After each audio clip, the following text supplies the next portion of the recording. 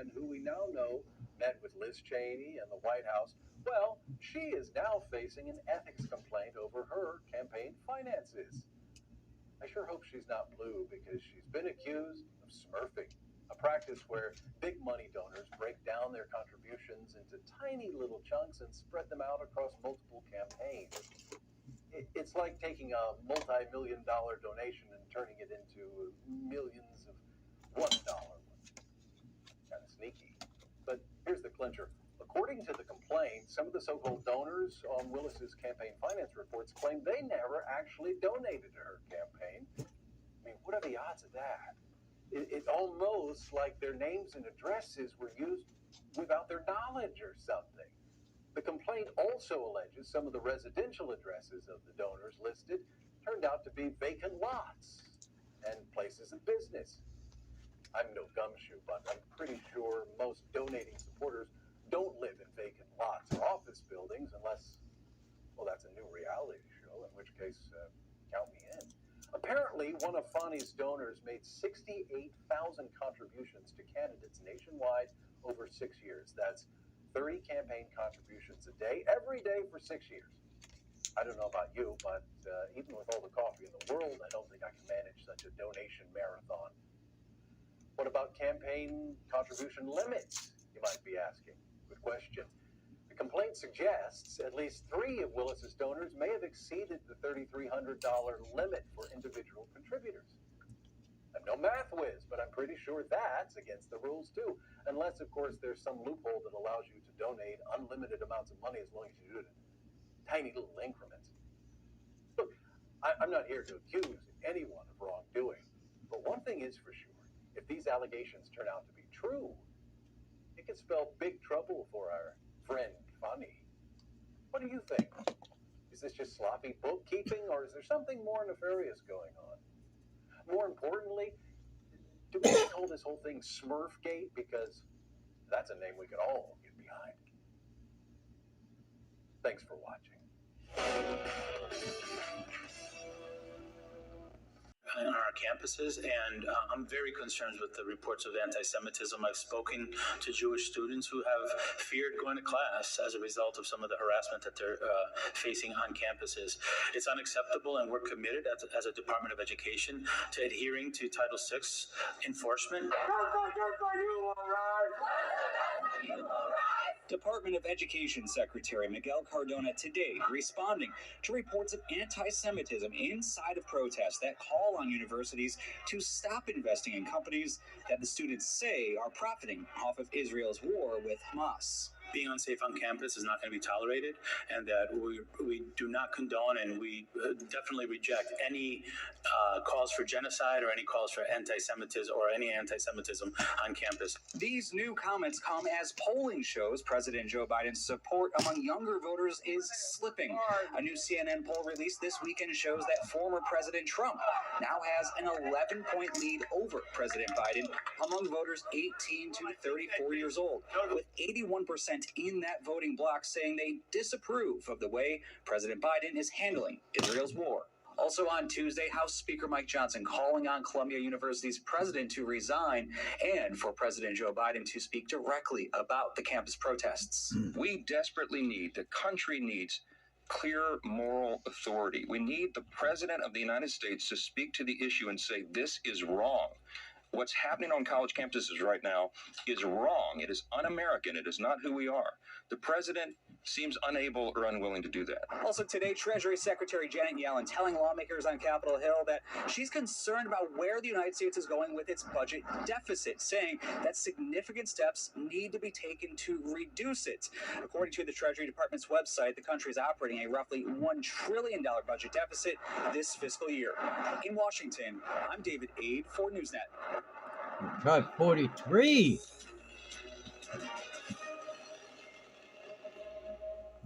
Meanwhile, the crowd. Hurting me! Ow! Let go! It's a scene Emory University wants to prevent from repeating. Pepper spray and tasers being used on protesters. I myself was tear gassed. Better than this! We're better than this! Dozens arrested, many of them with Emory connections. The dining hall mall's been stormed and occupied, protesters leaving graffiti in their wake. Over the weekend, 6 non-Emory affiliated people were issued trespass warnings, but most concerning to Emory police was the arrest of Derek Zika, who officers say was carrying knives and a can of pepper spray on campus. After getting a tip, officers took Zika into custody. Police say a search of his car turned up an axe, hatchet, 2 more knives, and a bag of survival gear. He was charged with trespassing, obstruction, and weapons counts. Hoping to keep future protests safe, Emory police announced security changes. More lighting and cameras are being installed, with cameras monitored 24/7.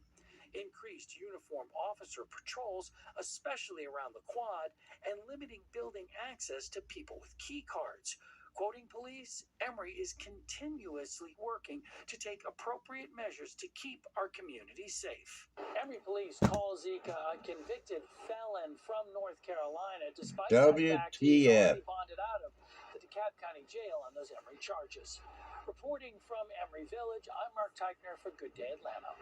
Or non-residential land within a certain radius of a military location.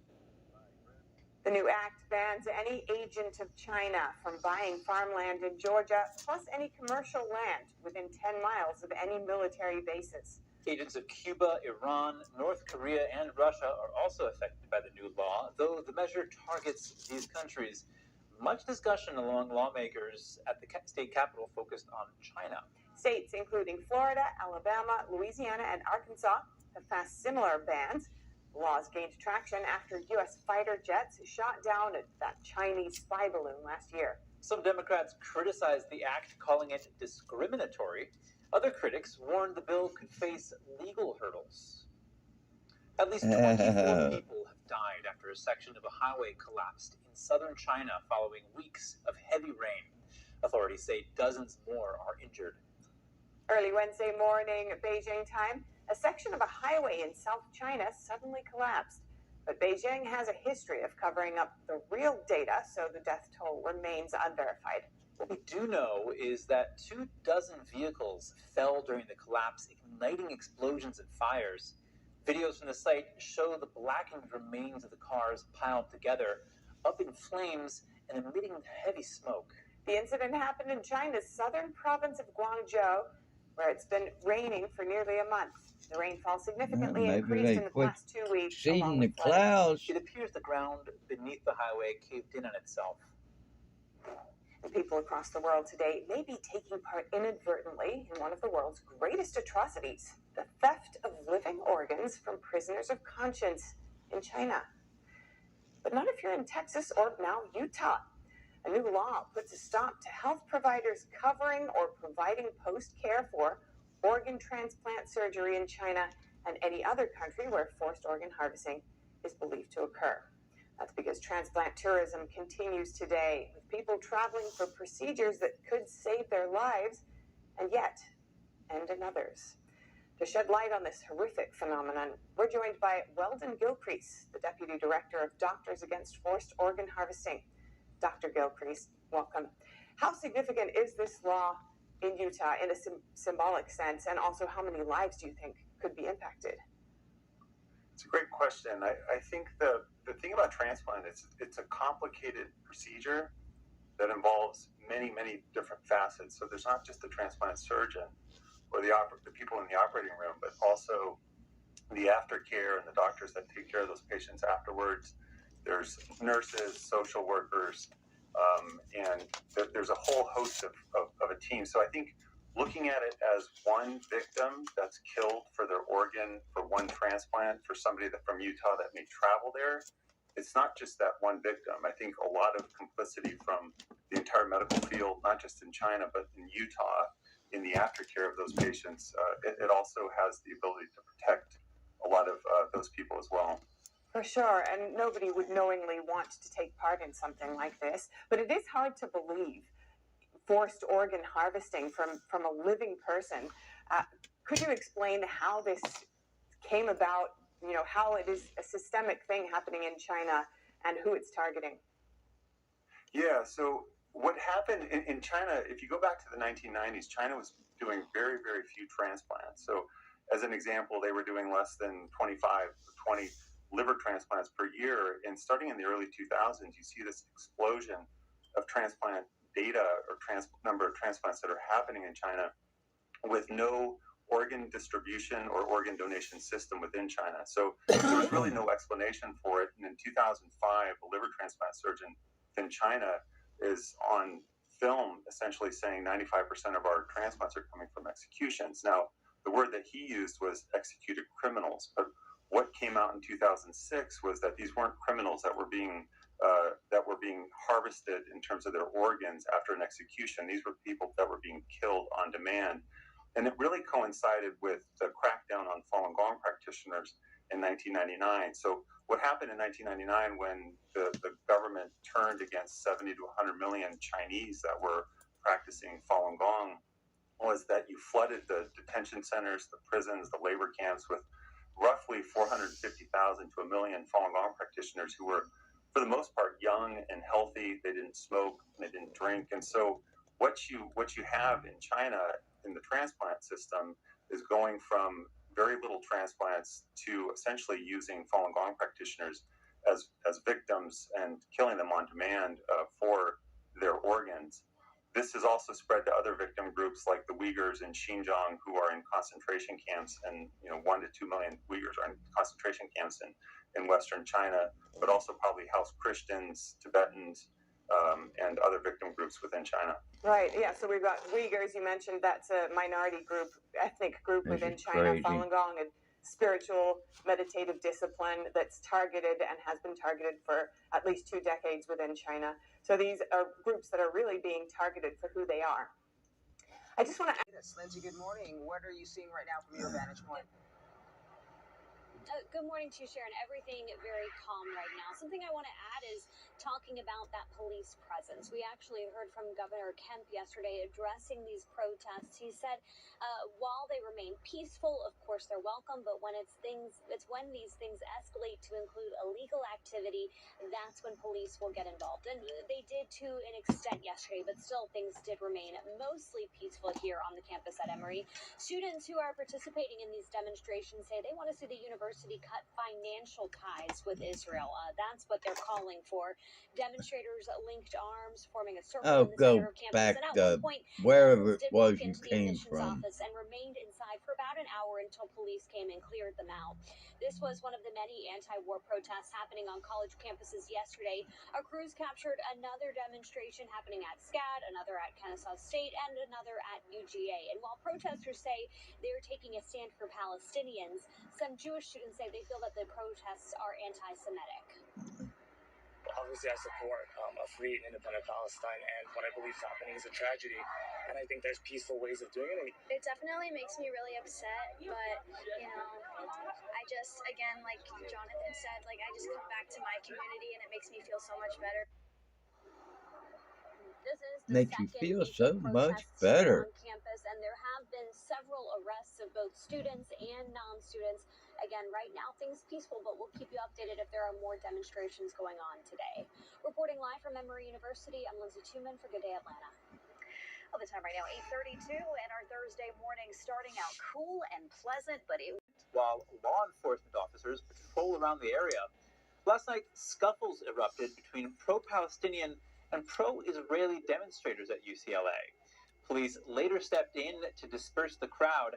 Wednesday's classes are canceled in the wake of the incident. The university said police are stationed on campus to, quote, help promote safety. Arrests also took place in other states, from Florida to Georgia to North Carolina. So far, hundreds of students have been arrested across the country. With reports of anti-Israel protests devolving into anarchy overnight at UCLA, should police have been called earlier? Joining me now to discuss the latest developments in the protests erupting higher after Fed Chair Jerome Powell ruled out an interest rate hike at the Fed's next meeting, which eased investor fears of higher for longer interest rates. In other news, a little more than a month after former FTX CEO Sam Bankman-Fried was handed down a heavy prison sentence, another former crypto giant is headed in Israel. This man's father has been held hostage in the Gaza Strip since October 7th, and he had this message for President Biden.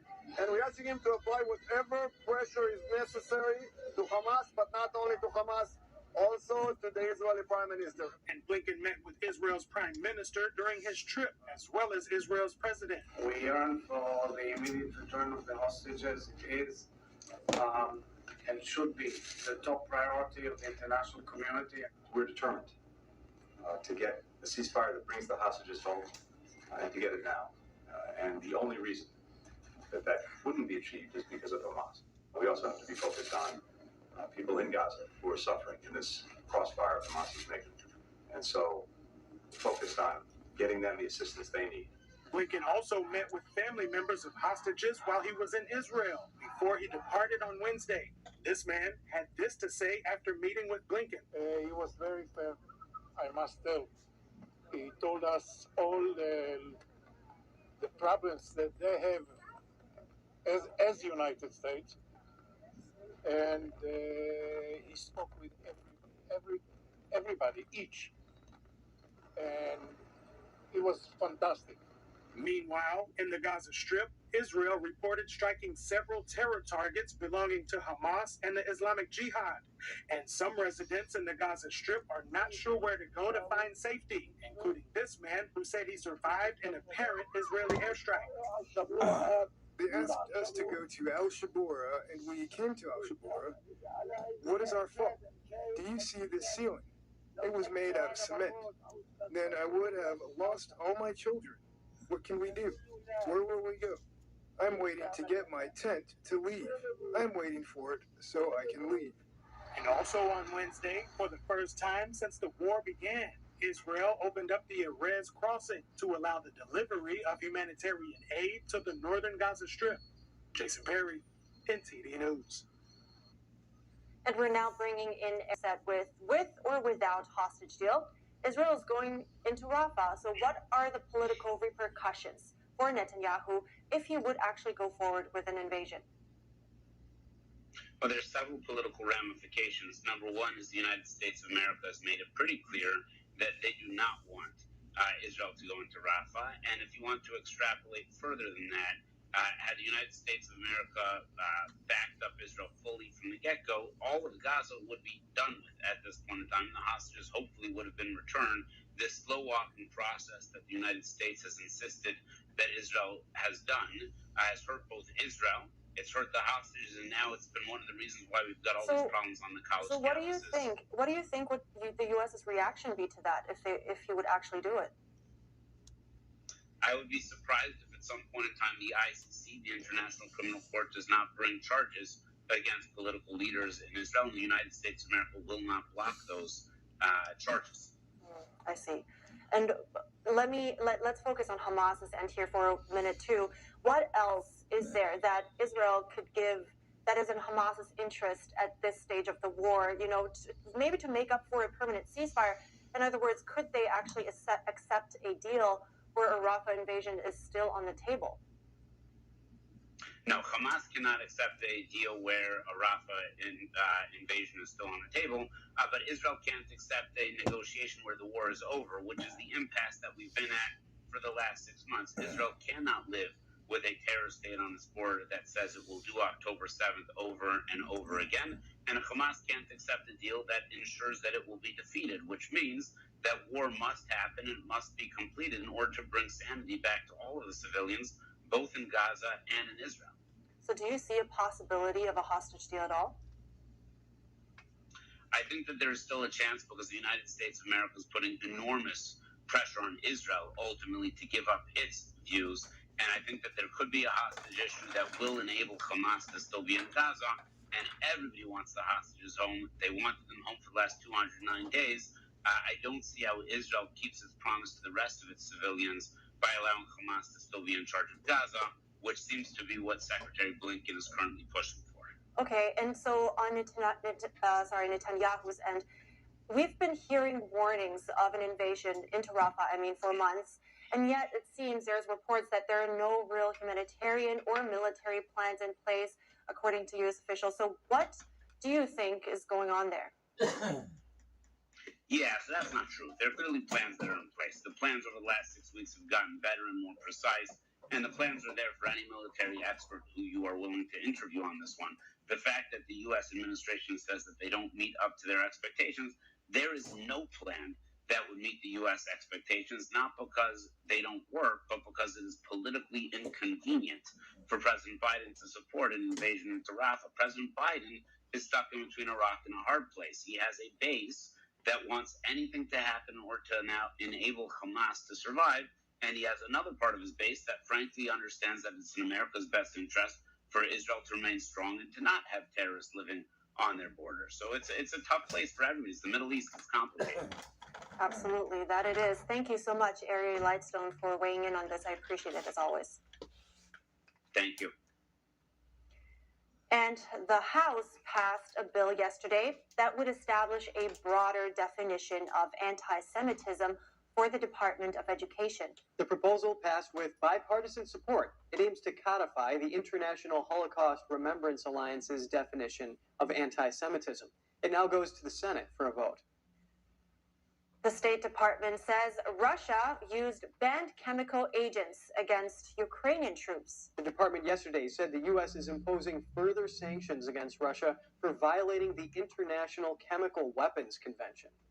In a statement yesterday, the State Department detailed how Russian forces used the choking agent chloropicrin against Ukrainian troops. It said it wasn't an isolated incident. The statement says the use of banned chemicals was likely driven by Russia's desire to dislodge Ukrainian forces from fortified positions. It compared the use of chemicals on the battlefield to the poisoning of the late Russian opposition leader Alexei Navalny, who died in February. Russia has denied any involvement in his death. Ukraine has accused Russia of using grenades containing tear gas. Both tear gas and chloropicrin are commonly used in riot control. However, their use is prohibited by international law on the battlefield, where soldiers cannot disperse and escape. And a Civil War-era abortion ban, which caused controversy in Arizona, was repealed yesterday in the state Senate. And today's Daniel Monahan has more on the vote, which comes 3 weeks after the state Supreme Court revived the law thrusting abortion access into the political spotlight. Two Republicans, State Senators Shawna Bolick and TJ Shope, voted with the chamber's 14 Democrats to advance the repeal, which passed 16-14. The vote comes a week after 3 Republicans joined all 29 Democrats in the state house to repeal the law. The law bans abortion at all stages of pregnancy except to save the life of the mother. It provides no exceptions for survivors of rape or incest. It also threatens abortion providers with 2 to 5 year prison sentences. The bill next heads to the desk of Democratic Governor Katie Hobbs, who said Wednesday that she looks forward to quickly signing the repeal into law. Republicans had faced increasing pressure to repeal the law. Prominent GOP members, including former President Donald Trump, Senate candidate Kari Lake, and former Governor Doug Ducey, have called on the legislature to take action to moderate the ban. Lawmakers reacted to the repeal. I'm not afraid of the abortions that I had. I do not fear for my soul. We're pushing this bill through because we think it's going to win the next election, when I believe just the opposite. The legislation would clear the way for the state's 15-week limit to remain state law. Democrats argue the 15-week limit is still unpopular.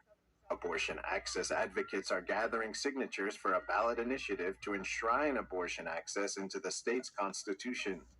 As senators took to the floor to explain their votes, the discussion grew contentious and at times emotional. Some Republicans blasted the 2 GOP defectors. Republican State Senator Anthony Kern said self-described pro-life Republicans voting to repeal the ban was the epitome of delusion, and compared the vote to Nazi Germany, sorting Jewish people at death camps. Daniel Monahan, NTD News. Support Israel for fear of getting the pro-Hamas voting bloc in the United States angry. So anything that, I say, causes chaos in your enemy is a good thing. And Xi Jinping has actually said this. He said it, for example, with his friend Putin not too long ago when they were visiting. They said something like, things are happening now that haven't happened for 100 years, and we're driving it. He's made other references to chaos. More recently, the Chinese spy chief put an article into the CCP's main journal saying that there's a lot of chaos going on. Let's take advantage of it. So they like what they see when their enemies are at each other's throats. Speaking of chaos, TikTok, which has extensive ties to the CCP, has been accused of boosting anti-Israel content amid the war. Now, we do know that students make up the majority of TikTok users in the U.S. Could the Chinese regime be using TikTok to promote and stoke these anti-Israel protests, especially those on college campuses? Well, they could, and I would say they would be Twitter, pretty dumb if they weren't doing it. And if you just look at what is on TikTok, if that's where you're getting your news, you're going to think, oh, the poor Palestinians are oppressed, the Israelis are the second coming of the Nazis. That's the impression you would get, and that's what opinion polls seem to suggest whenever they talk to college students. And it has been a successful method by the Chinese, and anytime you can broadcast your message 24/7 into the target audience, and that's